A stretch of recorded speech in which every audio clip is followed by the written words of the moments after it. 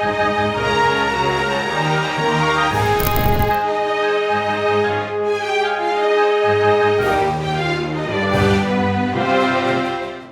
இரட்சகருமாகிய இயேசு கிறிஸ்துவின் நாமத்திலே இயேசுவின் இளைப்பாறுதல் ஊழியத்தின் சார்பாக இந்த தொலைக்காட்சி வாயிலாய் உங்களை சந்திப்பதிலே மிகுந்த சந்தோஷம் அடைகிறேன்.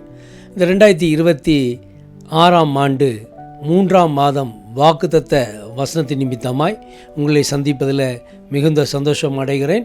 இந்த மாதத்தில் கர்த்தர் எமக்கு ஏவுதலாய் தந்த வேத வசனம் என்னவென்று பார்த்தோமானால், உபாகமம் 28ஆம் அதிகாரம் 12ஆம் வசனம். ஏற்ற காலத்தில் உன் தேசத்திலே மழை பொழியும், நீ கையிட்டு செய்யும் வேலைகள் எல்லாம் ஆசிர்வதிக்கவும் கர்த்தர் உனக்கு தமது நல்ல பொக்கிஷசாலையாகிய வானத்தை திறப்பார். நீ அநேக ஜாதிகளுக்கு கடன் கொடுப்பாய், நீயோ கடன் வாங்காதிருப்பாய் என்ற வேத வசனம். இந்த மாதத்தில் கர்த்தர் எமக்கு ஏவுதலாய் தந்த வசனம் இதுவே. நீங்கள் கடன் வாங்காது இருப்பீர்கள், ஏற்ற காலத்திற்காய் காத்து கொண்டு இருக்கிறீர்கள். இப்படி ஏற்ற காலத்தில் தேவனுடைய வாக்கு தத்தங்கள் நிறைவேற்றப்பட வேண்டும் என்று நாம் காத்து கொண்டு இருக்கிறோம். அந்த வாக்கு தத்தம் எப்படிப்பட்டதாக இருக்கிறது என்றால், வானத்திலிருந்து இறங்கி வருகிற வாக்கு தத்தங்கள். அது நிச்சயமாய் நம் வாழ்விலே நிறைவேற்றப்படும். அதனால தான் தேவன் சொல்கிறார், ஏற்ற காலத்திலே உன் தேசத்திலே மழை பொழியும், நீ கையிட்டு செய்யும் எல்லா வேலையும் ஆசீர்வதிக்கும்படியாக அவர் உனக்காக வானத்தை திறப்பார். அந்த வானம் எப்படிப்பட்டது என்று பார்த்தோமானால், அது நம்மை ஆசீர்வதிக்கும்படியான பொக்கிஷசாலை ஆகிய அந்த வானத்தை திறந்து நம்மை ஆசீர்வதிக்க அவர் காத்து கொண்டிருக்கிறார். இந்த மாதத்தில் நாம் அநேகர் கடன் பட்டிருந்தோமானால், அந்த கடனுக்கு பதிலாக கர்த்தர் அந்த கடனை திருப்பி கொடுக்கவும் செய்து அநேகருக்கு கடன் கொடுக்கும்படியாக நம் கரங்களை மாற்ற அவர் வல்லவராயிருக்கிறார். ஆனால் தேவன் அந்த ஏற்ற காலம் அது எப்பொழுது வரும் என்று பார்த்தோமானால், நாம் ஜெபித்து கொண்டே இருப்போம். அந்த ஜெபம் பரிபூர்ணமாகும் பொழுது கர்த்தர் உன் கையின் பிரயாசங்களை ஆசீர்வதித்து விடுவார். அப்போ கையின் பிரயாசங்களை மாத்திரம் அது ஆசீர்வதிப்பது அல்ல, அவர் அதற்கு பிறகு நமக்காக அவருடைய பொக்கிஷ சாலையாகிய அந்த வானத்தை திறந்து அதை இடம் கொள்ளாய் போகும் அளவுக்கு நம்முடைய ஆசீர்வாதங்களினால் நம்மை நிரப்ப அவர் வல்லவராய் இருக்கிறார். அதற்கு அந்த காலம் கனிய வேண்டும் என்றால் நாம் ஜெபத்திலே காத்து கொண்டே இருக்க வேண்டும். பாருங்கள், மார்க் எழுதின சுவிசேஷத்திலே 6ஆம் அதிகாரத்தை நாம் எடுத்து வாசித்தோமானால் 6:41 நாம் வாசிக்கும் பொழுது அங்கே பாருங்கள், அநேக ஜனங்கள் வந்திருக்கிறார்கள் கர்த்தருடைய உபதேசத்தை கேட்பதற்காக. இயேசு கிறிஸ்துனுடைய உபதேசத்தை கேட்பதற்காக வந்தார்கள். வெகு நேரமாய் காத்திருந்து அதை கேட்டுக்கொண்டிருக்கிறார்கள். ஆனால் பாருங்கள், அந்த சீசர்கள் அதை பார்த்து அவர்கள் வெகு நேரமாய் காத்து கொண்டிருப்பதினாலே அவர்கள் திரும்பி செல்ல வேண்டும். இது வனாந்தரமாய் இருக்கிறதே, அவர்களுக்கு உண்பதற்கோ போஜனம் பண்ணுவதற்கோ ஒன்றுமே இல்லையே என்று எண்ணி அவர் கர்த்தரிடத்திலே அந்த சீசர்கள் பேசும் பொழுதுதான் நீங்கள் கொடுங்கள் என்று சொல்கிறதை நாம் பார்க்கிறோம். அப்போ பாருங்கள், அவர்களிடத்தில் இருந்த பணத்தை வைத்து அந்த வந்திருக்கிற கூட்டத்தை பார்க்கும்போது 5000 பேருக்கு மேற்பட்டவர்கள் இருக்கிறார்கள். அவர்களுக்கு எப்படி நாம் எண்ணத்தை வாங்கி கொடுக்க முடியும் என்று எண்ணும் பொழுதுதான் கர்த்தர் சொல்ல, அந்த உங்களிடத்தில் என்ன இருக்கிறது என்று கேட்கும் பொழுது அங்கே 5 அப்பம் மாத்திரமே இருக்கிறது, ஒரு சிறு பையனுடைய கரங்களில் 2 மீன்கள். அப்போது அதை கொண்டு வாருங்கள் என்று சொல்லி கர்த்தர் வானத்தை அண்ணாந்து பார்த்து அதை ஜெபம் பண்ணி அந்த அப்பத்தை எடுத்து சீசர் கையில் கொடுத்தார். அது மாத்திரமல்ல, அந்த 2 மீனையும் கொண்டு 5000 பேர் பூசிக்கப்பட்டதை நாம் வேதத்தில் பார்க்குறோம். 5 அப்பத்தையும் கொண்டு 2 மீனையும் கொண்டு 5000 பேர் புசித்தது மாத்திரமல்லாமல் மீதி 12 கூடை நிரம்ப எடுக்க கர்த்தர் கிருபை செய்தார் என்றால் அந்த நேரம் வர வேண்டும். அவ்வளோதான். பாருங்கள், கர்த்தரால் கூடாத காரியம் ஒன்றுமே இல்லை. சீசர் கூட அதை அறிந்து கொள்ளவில்லை. சீசர்கள் எல்லாம் பிரமித்து நிற்கிறார்கள். ஆனால் கர்த்தர் அறிந்திருந்தார், பொக்கிஷசாலை ஆகிய வானத்தை பிதாவானவர் திறப்பார். அதனால இயேசு கிறிஸ்து அண்ணாந்து பார்த்து ஜெபம் பண்ணி இருந்த 5 அப்பத்தையும் 2 மீனையும் ஆசீர்வதித்து கொடுத்தார். அந்த ஆசீர்வாதம் 5000 பேர் பூசிக்கத்தக்க கர்த்தர் கிருபை பாராட்டினார். மீதி எடுக்கவும் அதை கிருபை செய்தார். அப்படிப்பட்ட ஆசீர்வாதத்தை கொடுக்கிற தேவன் காலம் வர வேண்டும், நேரத்துக்காய் காத்து கொண்டு இருக்க வேண்டும். அந்த நேரம் வந்துவிட்டால் நம் கரங்களை கர்த்தர் ஆசீர்வதித்து விடுவார். இன்றைக்கி நீங்கள் நினச்சி கொண்டு இருக்கலாம், நம்ம கடன் வாங்கிக்கிட்டே இருக்கிறோமே, இந்த கடன்லேருந்து நமக்கு ஒரு விடுதலை உண்டாகாதா? ஒரு மாற்றம் உண்டாகாதா என்று நீ ஏங்கி கொண்டிருக்கலாம், ஜெபித்து கொண்டிருக்கலாம், கண்ணீர் வடித்து கொண்டிருக்கலாம். ஆனால் இன்னைக்கு கர்த்தர் சொல்கிறாரு, நீ காலத்திற்காய் காத்து கொண்டிரு.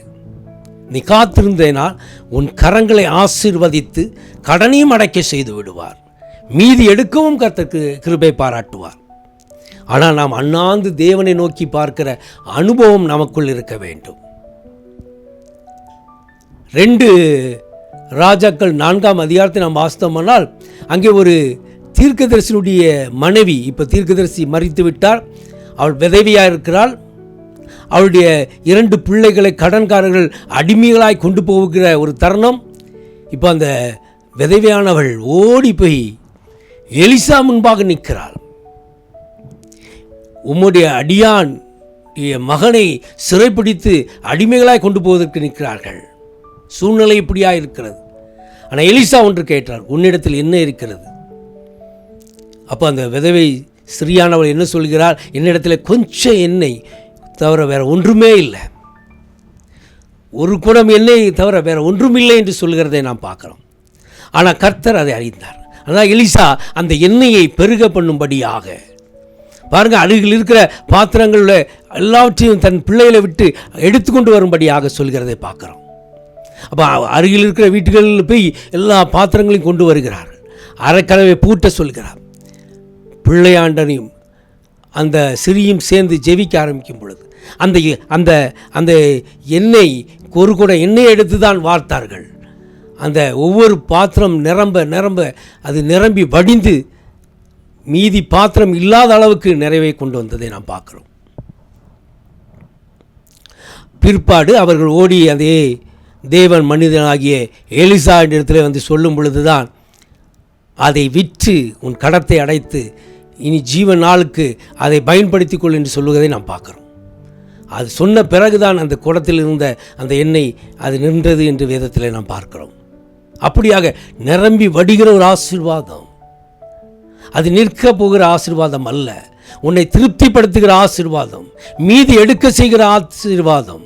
அவள் ஜீவனாலெல்லாம் அவளும் அவள் பிள்ளையாண்டனும் அந்த எண்ணெயை விற்று வாழ்ந்தார்கள் என்று நம் வேதத்தில் பார்க்க முடிகிறது. ஜீவனுள்ள நாளெல்லாம் அந்த எண்ணெய் அவர்களுக்கு பிரயோஜனமுள்ளதாய் மாறிவிட்டது. அப்படி கர்த்தர் உயர்த்தி விடுவார். 1 ராஜாக்கள் 17ஆம் அதிகாரம் 14 பார்த்தோம்னால், அந்த மழை பொழியும் நாள் வரும், இந்த தேசத்திலே மழை பொழியும் நாள் வரைக்கும் உன் பானையில் மாவு குறைவதும் இல்லை, களஞ்சியத்தில் எண்ணெய் குறைவதும் இல்லை என்று எலியா சொல்கிறதை பார்க்கிறோம். சாரிபாத் விதவைகிட்டதில் அவள் மரணத்தை தழுவி கொண்டு இருக்கிறாள். அவள் இனி கொஞ்சமோண்டு மாவும் கொஞ்சம் எண்ணெயை அல்லாமல் வேறு ஒன்றுமே இல்லைன்னு சொல்கிறதை பார்க்குறோம் எலியாவிட்டு. ஆனால் இருந்தவைகளை ஒரு அப்பத்தை சுட்டு கொண்டு வரும்படி சொல்லும்போது அவள் அதை ஆயத்தப்படுத்தி கொண்டு வருகிறாள். அவன் சொன்னது போல கொடுக்கிறாள். அதற்கு தான் அந்த ஆசீர்வாதம்.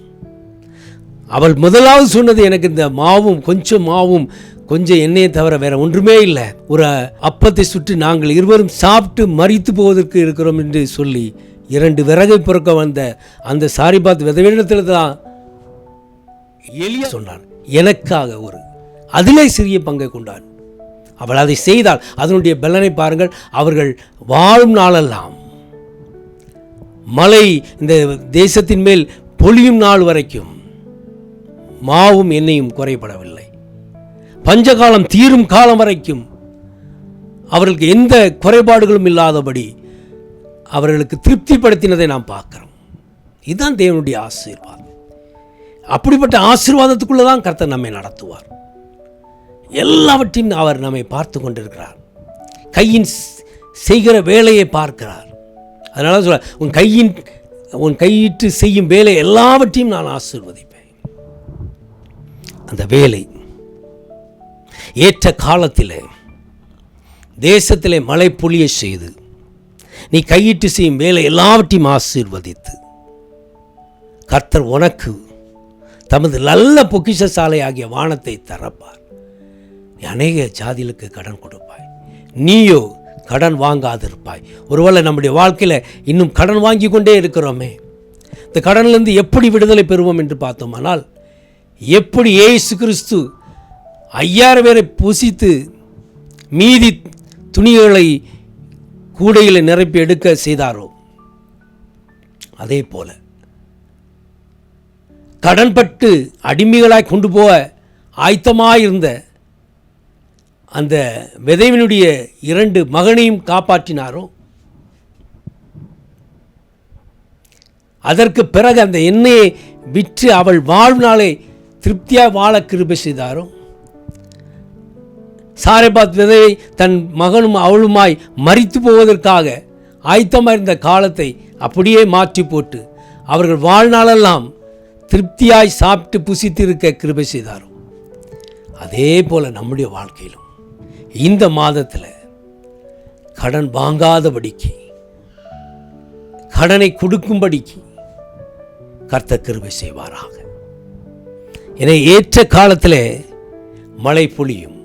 நம்பிக்கையோடு விசுவாசத்தோடு நாம் காத்திருந்தோமானால், நாம் காத்திருந்து செயல்பட்டோமானால், நாம் கையினால் என்னெல்லாம் செய்து கொண்டிருக்கிறோமோ அதனுடைய பலனை நிச்சயமாக நாம் அதை பெற்றுக்கொள்ள முடியும்.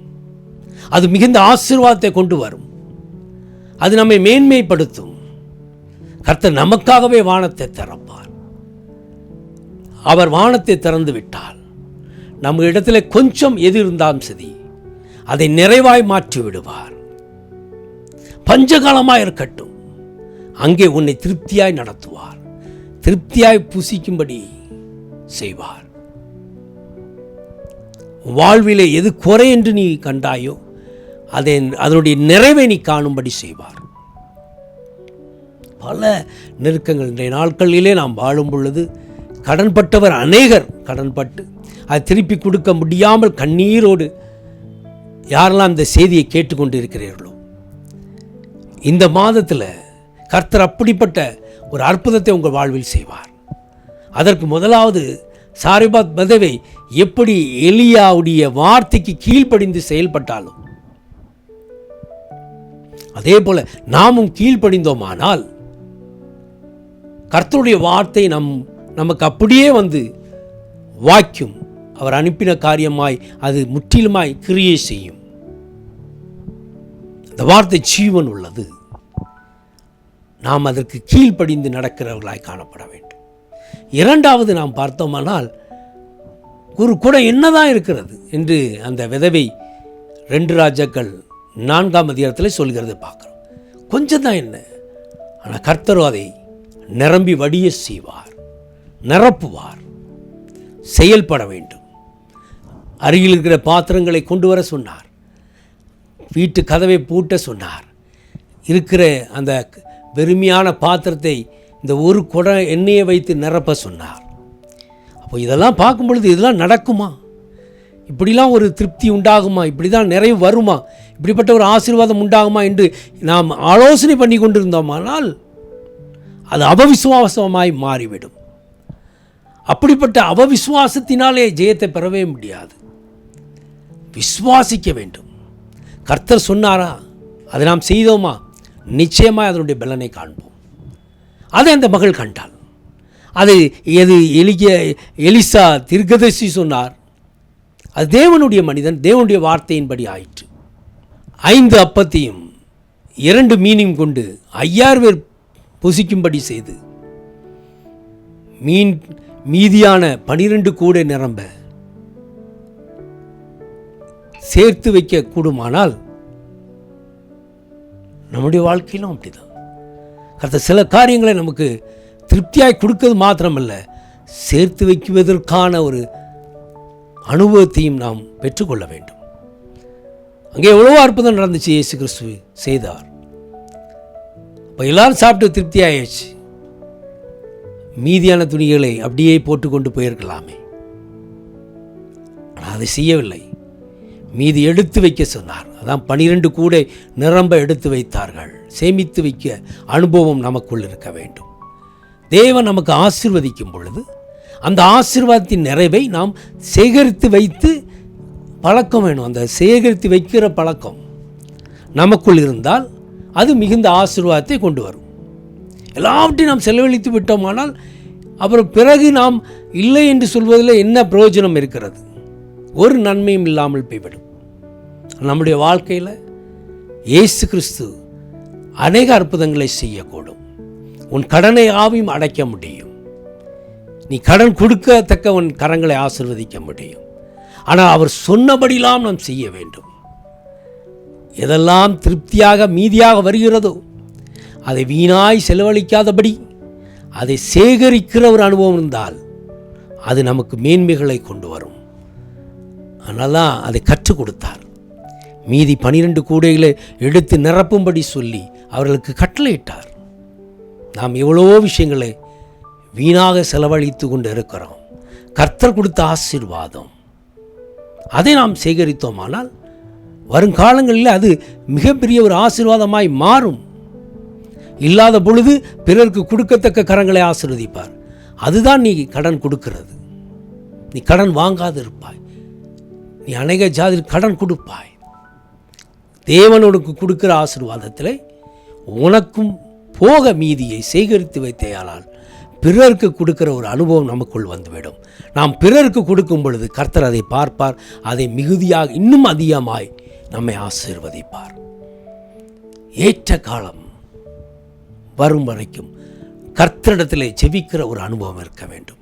ஒன்றுமில்லாதவைகளை நிறைவே கொண்டு வருவார். உன் கையின் பிரயாசங்களை அவர் ஆசீர்வதிப்பார். அதை ஆசீர்வதிப்பதற்காகவே அவருடைய நல்ல பொக்கிஷ சாலையை நமக்காக திறப்பார். அப்படி திறக்கும் பொழுது நாம் கடன் கொடுப்போம், கடன் வாங்காதிருப்போம். எனவே இந்த வார்த்தையின்படி கர்த்தர் உங்கள் ஒவ்வொருவரையும் ஆசீர்வதிப்பாராக. என்னோடு இணைந்து ஜெபிங்கள். கர்த்தர் இந்த மாதத்தில் கடன் வாங்காதபடி கடன் கொடுக்கத்தக்க கர்த்தர் நம் சூழ்நிலைகளை மாற்றி போடுவாராக. ஜெபம். அன்பின் பிதாவே, உம்மை நோக்கி எங்கள் கண்களை ஏறெடுக்கிறோம் அப்பா. கிருபை நிறைந்தவரே, மகிமையின் ராஜாவே, இந்த நாளிலும் அப்பா எத்தனையோ போராட்டங்கள், எத்தனையோ பாடுகள், ஆயினும் இந்த மாதத்தில் நீர் ஒரு நல்ல வாக்கு தத்தத்தை தந்திருக்கிறாப்பா. ஏற்ற காலத்தில் உன் தேசத்தில் மழை பொழியும் என்று சொல்லியிருக்கிறாப்பா. எங்களுக்காக நீர் உம்முடைய நல்ல பொக்கிஷ சாலையாகிய வானத்தை திறக்கப் போகிறீர். எங்கள் கையின் பிரயாசங்களை நீர் ஆசீர்வதிக்கப் போகிறீர். நாங்கள் கடன் கொடுக்கிறவர்களாய் மாற்றுகிறீர். இனி நாங்கள் கடன் வாங்காதபடி நடத்தப் போகிறீர். அதற்காக ஸ்தோத்திரம் அப்பா. என்னோடு இணைந்து ஜெபிக்கிற பிள்ளைகள் கடன்பட்டு வேதனைப்பட்டு இனி என்ன செய்வதென்று கண்ணீர் வடித்து கொண்டிருந்தார்களானால் இந்த செய்தி கேட்டுக்கொண்டு இருக்கும் பொழுதே என் தேவன் அவர்களுக்கு ஒரு விடுதலையை கொடுப்பேராக. கடனுங்கிற சிறையிருப்பிலிருந்து விடுதலை கொடுப்பேராகப்பா. பிள்ளைகளுக்கு ஒரு சமாதானத்தை கட்டளையிடுவேராக. போராட்டங்களிலிருந்து முற்றிலுமாய் விடுதலை கொடுத்து ஆசீர்வதிப்பேராக. அவர் தேவைகள் எல்லாம் சந்திக்கப்படட்டும் அப்பா. நன்றி தகப்பனே, நன்றி அப்பா. இக்கட்டில் கூப்பிடுகிற யாவருக்கும் இறங்குகிற கர்த்தர் நீர். இன்னைக்கு இக்கட்டான சூழ்நிலை கண்ணீர் வடித்து கஷ்டப்பட்டு கொண்டிருக்கிற பிள்ளைகளுக்காக நான் இந்த வேளையில் ஜெபிக்கிறேன் அப்பா. இந்த புதிய மாதம், இந்த முதல் நாள் என் தேவன் இவர்களை நன்றாய், அற்புதமாய், அடையாளமாய், அதிசயமாய், நிறைவாய் ஆசீர்வதிப்பேராக. ஆசீர்வதிப்பேராக. அவருடைய கையின் பிரயாசங்களை ஆசீர்வதிப்பதற்காக நீர் நல்ல பொக்கிஷ சாலை ஆகிய வானத்தை திறந்து ஆசீர்வதி. சாட்சியை நிலைநிறுத்துவேராக. இந்த செய்தி நிமித்தமாய் கர்த்தர் அநேகருடைய வாழ்க்கையை மாற்றி போட்டு அப்பா, எப்படியெல்லாம் இந்த வேதத்தில் நாங்கள் வாசிக்கிறோமோ, எப்படியெல்லாம் ஒவ்வொருவரையும் அற்புதம் அடையாளத்தோடு நடத்தினோம், அப்படியெல்லாம் அவர்களை நடத்தும்படியாக இந்த வேலையில் ஜெபிக்கிறேன். அவர்களை சாட்சியாக நிலைநிறுத்துவேராக. குறைகளெல்லாம் இயேசு கிறிஸ்துக்குள்ளாக நிறைவாவதாக. இயேசு கிறிஸ்துவின் நாமத்தில் ஜெபிக்கிறோம் ஜீவனுள்ள நல்ல பிதாவே. ஆமென், ஆமென். கர்த்தர் உங்கள் ஒவ்வொருவரையும் ஆசீர்வதிப்பாராக. உங்கள் வேண்டுதல் எல்லாத்தையும் கர்த்தர் கேட்டிருக்கிறார். இந்த மாதத்தில் கர்த்தர் உங்கள் கரங்களை ஆசீர்வதித்து பெருக பண்ணுவாராக. ஆமென். உங்களுக்காக ஜெபிப்பதற்கு தொலைபேசி எண்கள் கொடுக்கப்பட்டிருக்கிறது. அதன் மூலமாய் தொடர்பு கொண்டு நீங்கள் ஜெபித்து கொள்ளலாம். உங்கள் விண்ணப்பங்களை தெரிவித்து ஜெபித்து ஆசீர்வாதத்தை பெற்றுக்கொள்ளுங்கள். உங்களுடைய சாட்சியை பகிர்ந்து கொள்ளுங்கள். அநேகர் சாட்சிகளை பகிர்ந்து வருகிறீர்கள். அந்த சாட்சியில் நிலைத்திருக்கும்படி செய்வாராக. ஆமென்.